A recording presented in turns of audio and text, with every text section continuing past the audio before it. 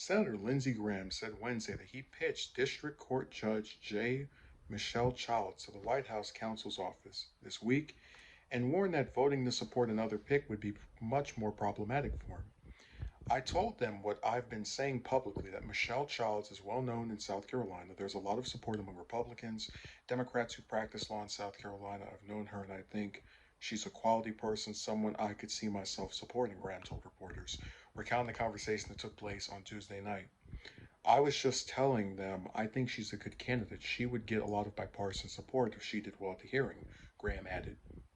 Graham has been publicly talking up Childs, who the White House has confirmed is under consideration to succeed retiring Justice Stephen Breyer, and she came up as part of a conversation Graham had with Senator Tim Scott and Representative Jim Clyburn on Wednesday. Clyburn has blitzed the TV networks to talk up his belief that President Biden should pick Childs. Childs is currently a district judge of the United States District Court for the District of South Carolina. She has been nominated for the influential U.S. Court of Appeals for a District of Columbia Circuit. The Democrats have hit pause on advancing her appeal court nomination as she undergoes consideration for the Supreme Court. Graham's support for Childs comes as he is viewed as one of the Republicans most likely to vote for Biden's impending Supreme Court nominee. Graham supported then President Obama's Supreme Court nominees, and along with Republican Senators Lisa Murkowski and Susan Collins, have supported most of Biden's judicial nominees over the past year. Ketanji Brown Jackson, the judge on the U.S. Court of Appeals for the D.C. District, is viewed as the frontrunner for succeeding Breyer. Graham, Collins, and Murkowski were the only Republicans who voted for a confirmation last year. Asked if he could see himself voting for other nominees under discussion, Graham said that it would be much more problematic. Stay tuned, Graham added. We'll see. We'll see who he picks. So I'm not familiar with Childs. I've actually never heard of this lady until today. But if she is someone who could be considered liberal or Democratic, um, I'd say select her.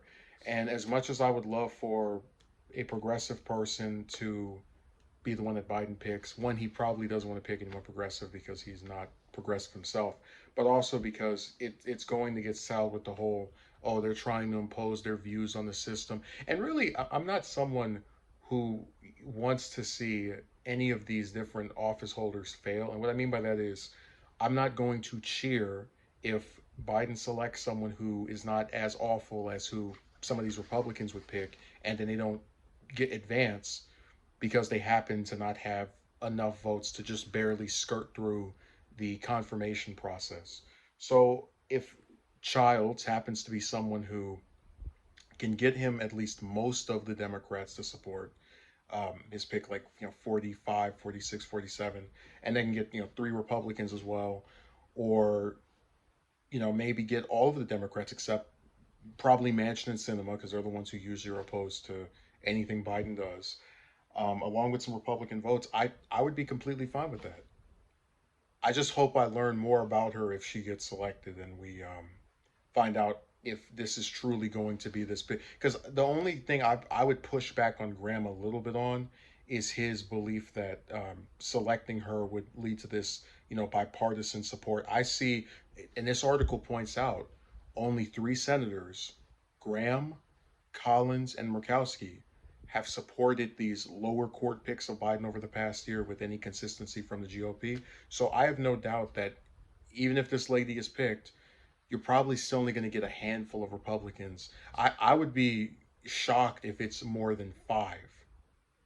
And even that's still probably pushing it. Because if you ask me to think of who are the next two, that maybe Toomey, and even then it's very hard to think of which ones immediately would come to mind as people that would be open-minded about backing the the opposition party's Supreme Court pick, no matter who it is.